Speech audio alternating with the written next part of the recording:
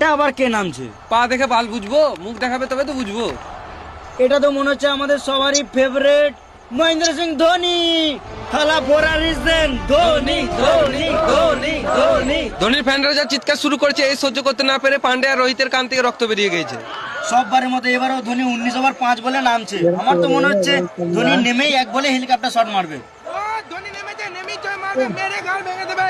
ওই ধোনি ধোনি।